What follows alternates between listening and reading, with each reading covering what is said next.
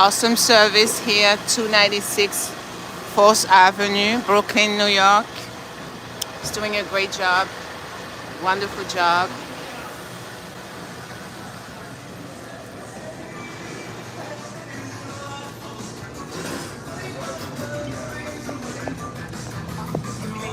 Okay, I wanted to talk about a particular topic.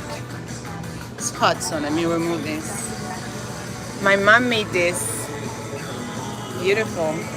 I love it. One of my favorite outfits.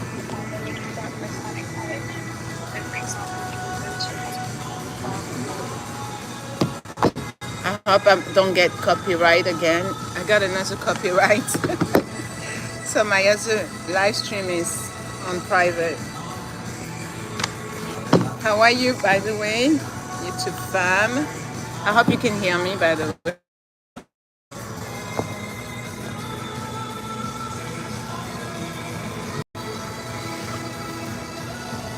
My 24-year-old daughter gave me this coat. I love the purple colors. Beautiful.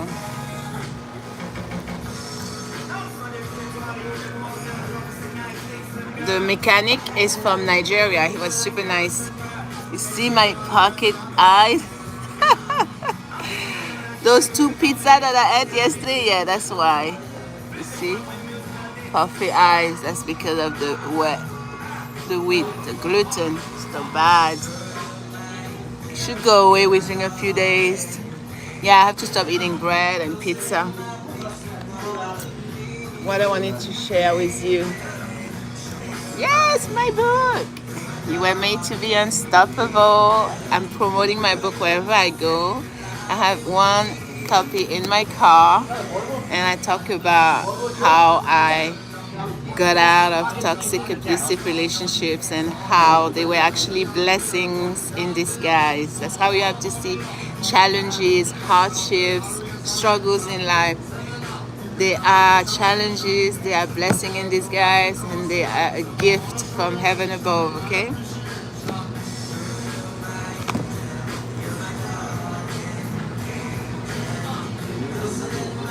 This place is busy. You can tell they're doing a great job because it's been non-stop. Customers keep coming. Cars keep pulling out.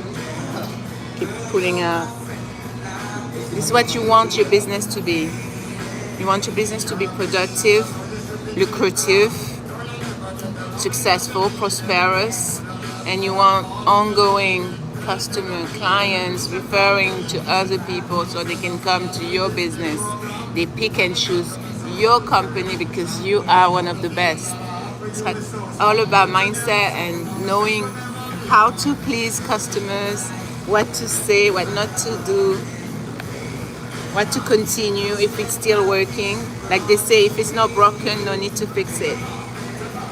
But yes, AI is here. AI is here. Amazing.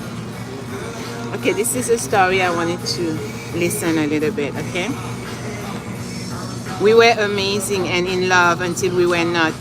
All that we had created in our marriage had dwindled down to a story of he said, she said, my side, his side. The divide was clear. The time came to choose between being right or being happy. Wanting to postpone the suffering through my perceived failure, I reluctantly let the air out of my ego raft. This is not my story. I'm reading it to somebody's story, okay? I love to promote and supporting my other beautiful, amazing lady entrepreneurs. So this is a story of this lady. Her name is Kat, okay? She's an intuitive resolutions expert, and this is her story. Listen up. The time came to choose between being right or being happy. Wanting to postpone the suffering through my perceived failure, I reluctantly let the air out of my ego raft. I became so accustomed to floating on the surface of our relationship. I spent those last 2 years watching the full buoyancy of our union become my forced illusion that we were still in love dissipate into the air. I let myself sink to the bottom of that body of water, sink all the way down into the deep end of truth. It was time to call it. Sometimes we think we are in love, but what we are really is We are in love with the idea of being in love and being with somebody, but we're fooling ourselves and we're lying to ourselves. So when we deep down recognize that, especially as women, we have this intuition. They say trust your gut feelings. Once you have that tiny voice inside you telling you this is wrong, something is not right, listen to it. It's trying to protect you. We arrived at the courthouse to finally dissolve the marriage. Neither of us spoke as we put points in the meter and headed into the building. So I'm reading the story of this lady. We were promptly called for our scheduled time in the courtroom. We sat and waited for the judge to walk in for his 2 p.m. appointment, our life-changing decision. I do not remember any of the questions or conversations shared with the judge all the way up to the moment until the judge looked in my direction and said, okay, so you will be going back to your maiden name? Then I presume, for some reason, the only words I could hear him say was, going back. From his statement of assumption, all I could hear and feel was going backwards.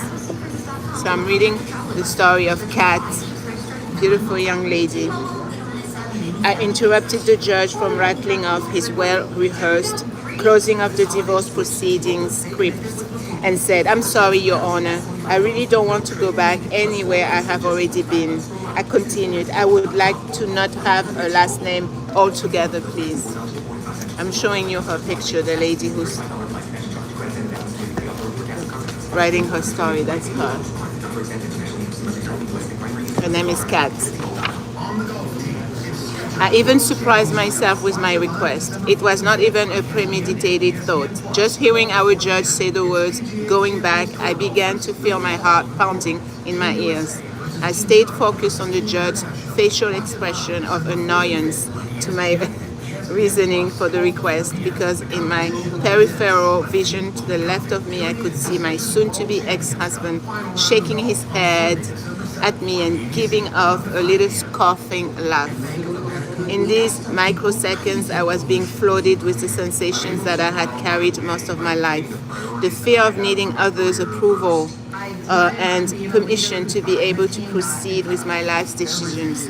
Yeah, you see how people, when it's the love bombing phase, when you are in a narcissistic relationship, everything looks good, everything sounds and feels amazing, seems great, wonderful. And then slowly, phase 2 happens when it's starting to becoming dismissive, argumentative, quarrelsome, wanting to blame you, criticizing you, manipulating, slowly gaslighting you, little by little, pushing you away, discarding you, and next thing you know, devalue phase happens, and then the marriage is over. It happens to so many people. The beginning is nice, lovey-dovey. You get the wedding ring, the wedding dress, the wedding song, the wedding cake, people coming, your guests, your family, your relatives, your friends. And then you realize, who the hell did I marry? It happened to so many people. At first, it's everything nice and cool. And then little by little, it happened to so many people. Okay, let me continue reading her story. With a locked gaze staring back at me, the judge slid his glasses to the tip of his nose with his stare, which felt like an eternity. We were frozen like this until he felt it was necessary to conclude with an eye roll, and then sliding his glasses back into position, he broke the trance. The judge said with a high, okay, then silence. Next was the sound of shuffling papers, followed by a slam of the mallet. We were done. I now stepped forward into a future designed by me, right down to my name.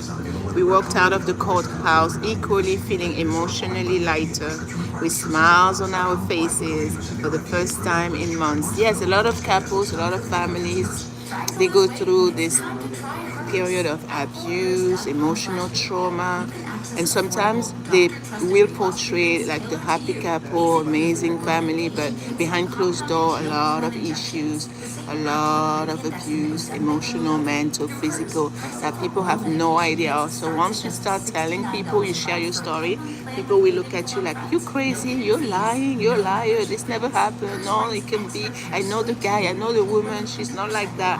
But you don't know what's going on behind closed doors. That's the thing. People are good at pretending. Whew. With my nerves settled and my appetite back, I agreed that it felt good to do this version of the Last Supper to conclude our story. Conversation was light and about anything other than where we were just 30 minutes ago. We sat across from each other, sinking into the classic dinner high-backed book. So I'm reading a story of a lady. She's sharing what happened to her and how she got divorced, okay? That's her. Her name is Kat. Before the food arrived, so she agreed to have a last meal with her ex-husband. Before the food arrived, my ex reached across the table and grabbed my hand and said, "Sorry for my part in all of this."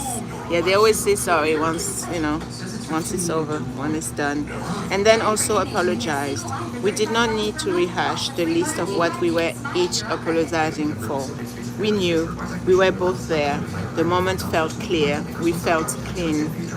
Within the first 6 months of the divorce, I felt as if I was living in some sort of mundane, preset script. This time I could not cast blame in any direction. I became acutely aware that any resistance I was having seemed to create an emotionally charged, invisible barrier around me. I could not make clear sense of it. I was so used to blaming things outside me for the way I felt. All new surfacing circumstances that swirled around in my own personal current events had nowhere to go but on me. Taking ownership of experiences that I did not care for was new to me and I did not like it. Suddenly, it was the morning of the official 7th month legal ending of my marriage. Staring at the ceiling, I whispered, "Why?" I began to tear, and with a louder voice, I asked, "What now?" I was grateful to have the day off because I felt less than enthused about being awake. I lifted myself out of the bed and just moved right into the second task and got dressed. I suited up to be out in nature for the day, packed everything I needed, and walked out of my front door. Why I wanted to read you that part of the story of this young lady. You see how she's saying about that she was grateful. So you have to be grateful. Even though you're going through hardships, trauma, abuse, always remain grateful. Everything happens for a reason. Appreciate that you are still alive. There's a lot of people that did not wake up today. Just be appreciative and be thankful every single day. The people that are still in your life, the people that care about you, the people that believe in you. Be very grateful for that. And be grateful even for the hardships, even the failed marriage, because it taught you something. It taught you something about you. And that's what you have to remember. Every situation, any circumstance in your life is a lesson learned, life lesson, and it's going to help you, shape you into an amazing, badass human being. And then you are going to explain, share your story, and help someone else who is in need, okay? This is why I wanted to read you that part of her story. Thank you so much for being here. I'm about to go get my car and get back on the road. You know your girl always working. I'm doing some more delivery today.